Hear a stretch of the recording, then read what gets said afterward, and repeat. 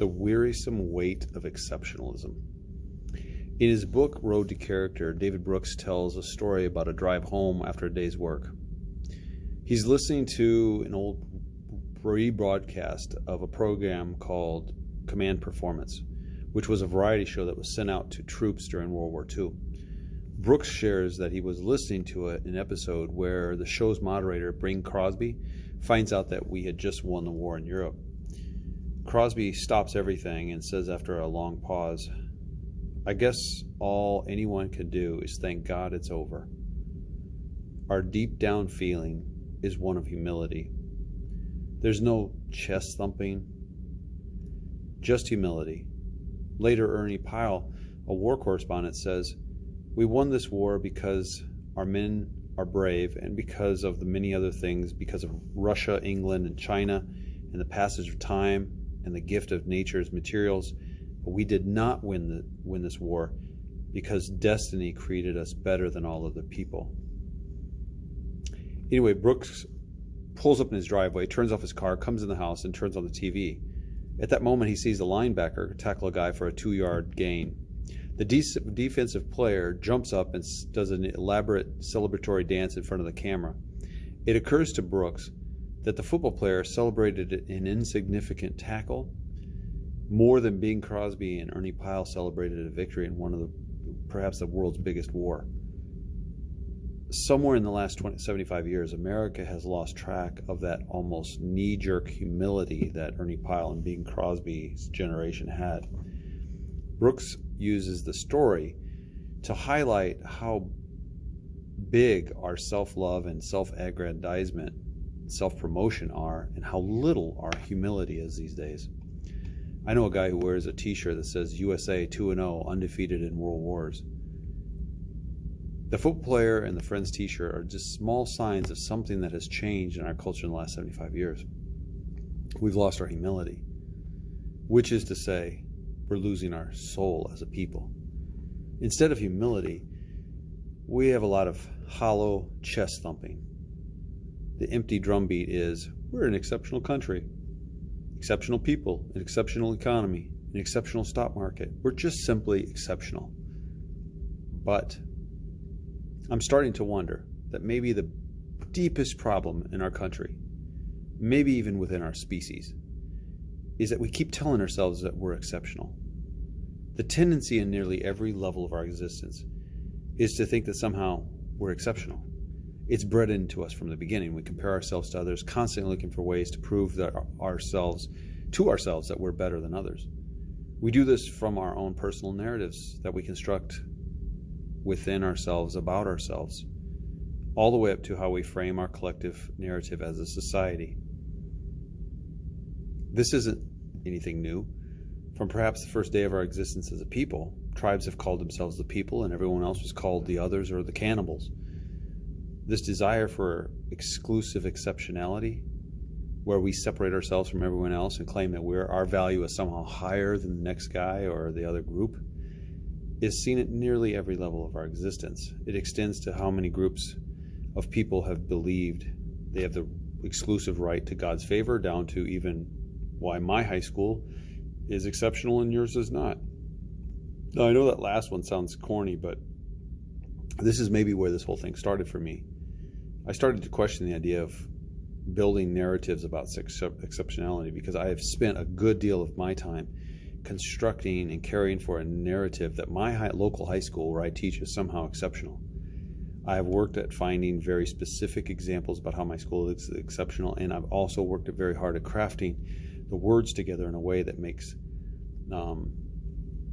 shows and expresses the exceptionality of the school. But there's something there in this creation of narratives founded on the notion of exceptionalism that is starting to bother me. It started with a new job assignment. I had started teaching AP courses downtown where all the high schools meet together in my classroom, and I got to know kids from other schools. And it quickly became apparent that these kids from other schools are just as awesome. I don't think this example is all that powerful because most people would say, duh, get over it. But I thought that the kids needed this narrative about how they were a part of something outstanding and exceptional. I thought that belief would translate into something positive for their own identity. But I'm not so sure that kids even need these narratives. Taken to a larger level, I'm nearly shocked at how young people do not find our country exceptional. They're quick to point out its flaws. I grew up in the last generation that knew what the Cold War felt like. I clearly remember what my brother telling me, that if the Russians bombed Omaha, that Sioux City would be 5,000 degrees and my teeth would melt, and that was scary as a little kid. But I always felt that our country was on the right side of history. And when Bruce Jenner won the decathlon in 1976, my eyes filled with tears at the national anthem, and I got goosebumps. But I'm not sure that young people today feel that anymore. A couple of years ago, I took my family to a Colorado Rockies game on the 4th of July, and afterwards, after the game, there was $1 million fireworks show, complete with patriotic music. And after all that, my son said, what's the big deal? I don't get it. And on our walk through downtown to the baseball stadium, we had passed perhaps 100 homeless people. One of them had lost the skin on his hands, and they were bloody and covered with dirt. It was also at the time when the news was still cared enough to cover the story of these child separations at the border. And we looked at the pomp and circumstance at the $100 million stadium through the lens of the homeless that he had just seen, and through the children in cages that he had just heard about. He was like, what are you all celebrating anyway? You'd be surprised at how many young people don't buy the story of our exceptionalism anymore. But for us adults, it's not so easy just to ditch this notion. It seems like it's a part of our very identity as a people. We may be able to get over the exceptionalism of when it comes to high school rivalries, but we're not getting over exceptionalism in a lot of other areas of our lives. It's as if we're so fragile and insecure that we need these narratives about our exceptionalism to just feel valid. In fact, we're so defensive about it that to even slightly question the narrative of our collective exceptionalism, it's often considered hate speech or treason. Don't get me wrong, there's some amazing achievements in this country. Going to the moon, Hoover Dam, Golden Gate Bridge, One World Trade Center. Aside from the new moon, other countries have made bigger dams, bigger bridges, taller skyscrapers. So is this what we really can hang our hat on? The biggest this or that? At some point, can't we grow up and stop the kindergarten, my dad is stronger than your dad narrative? In many ways, we're victims of our own success. As David Brooks points out, success leads to the greatest failure, which is pride. Failure leads to the greatest success, which is humility and learning. In order to fulfill yourself, you have to forget yourself. I want to get to the gospel reading today, but what does the gospel mean if we haven't seen the failure?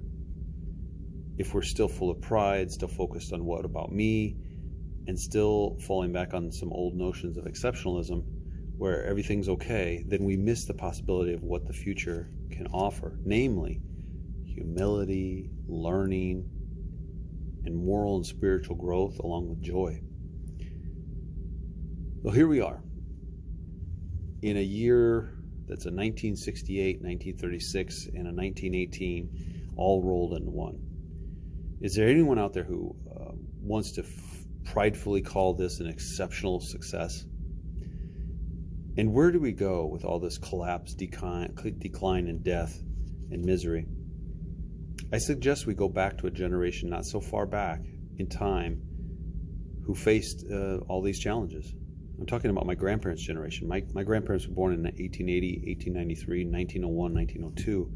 They saw world wars, they saw a massive pandemic, they saw Great Depression, and they saw cultural, racial turmoil of the 1960s. What got them through all this?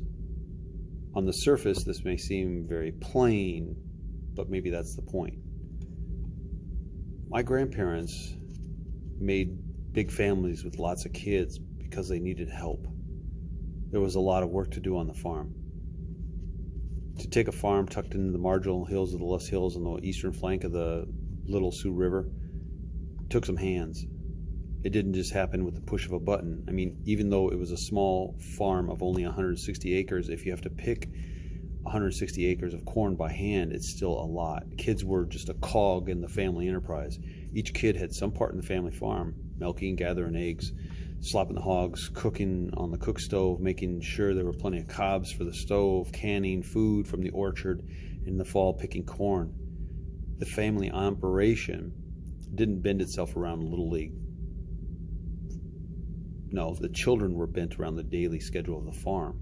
The farm was big, you were small, so there, get over yourself.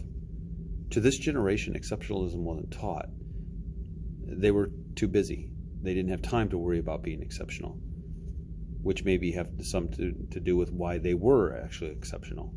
None of the people in the admiration series, from Buddha to Muhammad to St. Francis to Gandhi to Dorothy Day to Mother Teresa to John Lewis to Jimmy Carter, ever thought that they were exceptional. You don't become exceptional by thinking you're exceptional. You become exceptional by being so busy washing the feet of society that you forget to hold up your exceptionality. That, by the way, is the gospel. But more on that in a little bit. It's funny how on both sides of the political divide we recognize this me-centric child rearing that we're doing, but we criticize it on our way to our next child's baseball game that's in 100 miles from here. It's been 75 years of me-ness, me this, me that. Much of the leadership in this country is about as far away from the turn-of-the-century generation as can be. JFK was born just over 100 years ago, but his mindset is light years away from where we are today. Instead of JFK's motto of today, JFK's motto today would be, ask not what you can do for your country, but ask what your country can do for you. And we'd be fine in our self-indulgent ways, but we happen to be in a 1918, 1936, 1968 all at the same time. And our response has been unimaginably predictable. What about me? What about my rights? What about my paycheck? And as long as that's okay, everything's okay. As long as me and my people haven't died from COVID, heck, it probably doesn't even exist, because the only real experience that matters in this world is mine. And that stuff isn't a part of my experience, so maybe it doesn't even exist. We have become that narcissistic. And we now have leadership in this country comprised of narcissistic, spoiled, rotten little children. How does the saying go? It takes the first generation to build something, the second generation to enjoy it, and the third generation to destroy it. Well, we have a third generation type leadership in this country. We've had more tearing down than building up in recent years. Some of it comes from the conditions out of our control. 75 years of self-indulgent prosperity has adversely affected us. It has not made us as tough and resilient as my grandparents' generation. It isn't that surprising that we are not equipped to deal with this. To deal with this would entail admitting some weaknesses in the character of our nation. Instead of reflecting on changing course, there is a concerted effort to brush aside all of this under the rug. Now there's a push for patriotic education. Today, to even question our exceptionalism is almost considered treasonous, as I said earlier. Maybe there's a way to still hold to the things we love without believing there is something exceptional about them. It's what David Brooks and Richard Rohr call growing up. So are we an exceptional country? Well, yes, in both a good and bad way. At times in our country, we've been exceptionally cruel. Ever wonder why California doesn't have many Native Americans? Because Sacramento would give $5 for every scalp that was brought in, man, woman, or child. That tended to get rid of that population. People used to take pock shocks at bison on the train just to watch them fall dead, just out of their boredom. Or today we separate children from their parents, stuff them in cages, and then lose track of the parents. We're a nation that creates orphans. Doesn't take a prophet to say that's wrong. It's just simply, obviously, and exceptionally cruel and wrong. Period. But we have always had values, beautiful values, values that we have not lived up to. But we have had people who have struggled in the face of overwhelming odds to help this country live up to those values. And it is that part of our history that I'm very proud of. Now, that's a lot of talk about our country. Let's talk about the central notion of Christianity. It really runs completely counter to our notion of exceptionalism. Here we ascribe to the notion of purposeful initiator, creator God, who plays this universe like an accordion that expands and contracts on a scale our brains can't begin to fathom. But for the sake of the point I want to make here, let me try in vain to put some scope and scale to this creator God idea. We inhabit a universe that is so big that when we look up at the stars, we're actually witnessing millions of years of history. And that's because it's taken the light that long to get here. That light is moving at 680-some thousand miles a second. Imagine the distance of a galaxy 23 million miles away. And each one of those seconds in those 23 million years represents 680,000 miles. It's staggering. This is a place. This is a big place. I've heard that you can point in any direction.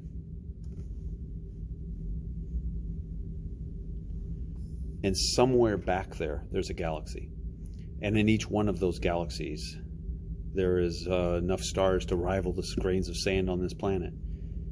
We're talking about something unfathomably big. And that great big out there, we'll call it the creator God, chose to become one of us, chose to become limited to a very tiny, fragile space at a particular time and place in history. And to do what? To say, hey, everyone, I'm exceptional. You should be in awe. Here I am.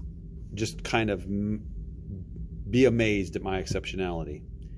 That's not how the story goes. On the night in which he was betrayed, Jesus took a bowl of water and in a random dishcloth, and he washed his friend's feet. On the night in which he was betrayed, he healed a man's ear. The ear came from a man who was arresting him on false charges. And when he was dying for a crime he didn't commit, he spent his last moments forgiving others. And when they paraded him in Jerusalem on a donkey to take over an empire on the last week of his life, he wasn't interested in that kind of revolution. He had a bigger revolution in mind, and it was one of a revolution of radical humility, where the greatest aren't the greatest, where the least are the greatest. The maker of stars, comets, black holes, galaxies, supernovas, quasars, down to ants' kneecaps and butterfly wings, you could have certainly made a case for exceptionalism. If anyone is exceptional, it is this man. Instead, what does he do? He washes dirt off of people's feet, deals with bloody ears laying on the ground, feeds the hungry, heals the sick. From the start to finish, he was consistent in his humility, his empathy, and his forgiveness, and his concern for the down and out. For instance, on the outset of his ministry, he purposely declared a year of Jubilee. In other words, he associated himself with structural redistribution of wealth and social justice. And at the same time, he advocated for personal renewal and repentance. So, the creator God of the universe comes to earth as a little speck of sand in a vast ocean, takes up residence in a frail human body at a specific time and place in history to say what? I'm exceptional? You should be impressed? No. It was to communicate a different value system. The least of these, the ones who wash feet and are busy about putting people back together, yeah, that's what he was about. And this is the gospel. To me, the gospel is not about a fire insurance privatization plan for personal security after death based on ascribing to the right dogma, as billions are allegedly marched off to an eternal suffering in a lake of fire. By the way, that's supposed to make me happy that I'm supposedly on the good side of this thing. Sorry, that does not make me happy. Nor does this seem to have to go along with anything that Jesus was, as he consistently showed compassion for the down and out. The gospel is to me really about washing feet. Because here's the deal. Washing feet is the pathway to joy in this life. Recently, I've been reading about the prophets, and I've heard that all the civil rights leaders in the 60s used to carry around a copy of Abraham Heschel's book entitled The Prophets. And one thing I think that is apparent throughout the prophets is this idea that you better get humble or you will be humbled. But humility runs counter to the whole basis of our culture. Our culture is based on rewarding a personal drive for individual advancement. But our religion is based on something else. It's a personal drive for collective advancement. One is measured in dollars for self, and the other is measured in love for others. Through the overarching lens through which reality is viewed in this country, call it meritocracy, Jesus' resume actually looks pretty weak. He supposedly helped a few random people, made some outsiders and outcasts feel a little better about themselves. But really, what did he do to make a difference? Well, in economic terms, not much. In political terms, not much. In many ways, Jesus was just an outcast. He was a loser. He sponged off of other people's work. The place where he had his Last Supper and even the tomb where he was buried wasn't his. He was nearly homeless, aside from some friends who chipped in. For goodness sakes, he was a registered criminal. I mean, his only role was a religious leader, and there he had his most epic failure. He was rejected to the point of death by religious leaders. He was a freak. He's a complete loser, really. And here we are, we're still talking about him. In many ways, if we look at Jesus through an ego-driven first half of life go-getter who created jobs and was a successful entrepreneur, yeah, he's pretty bad. He was in no way exceptional. But when we step into the second half of life, where Jesus lived and that Rohr and Brooks talk about, it's a moment when we see we've spent so much of our lives trying to prove to ourselves and others that we are somehow exceptional, unique, special, based on tangible evidence. We live and breathe in this meritocracy, and often we're not even aware of its effects on us. The kingdom of God is different, though. It's not a system based on merit. It's an economy based on grace.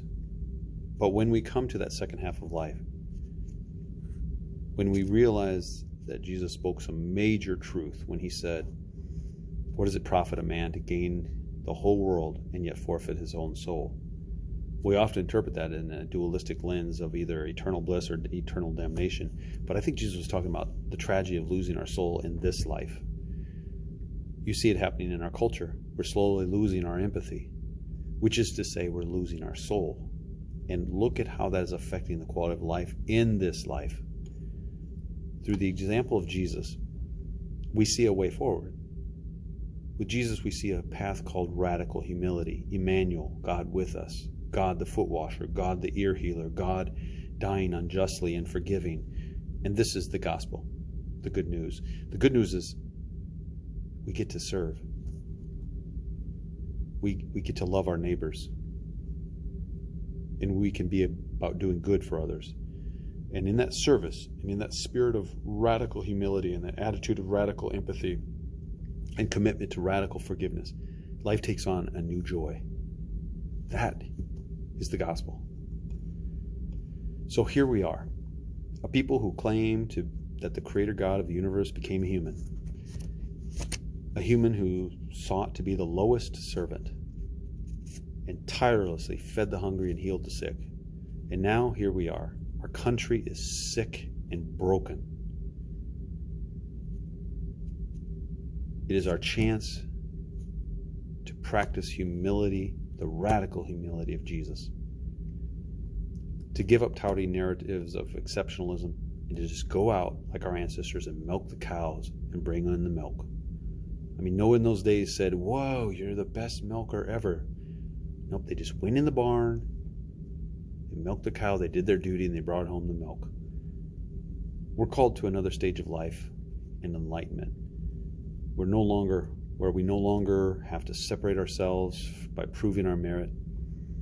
Rather, it's a time to practice radical humility that finds solace in coming down off our high horse and living into solidarity, service, and community.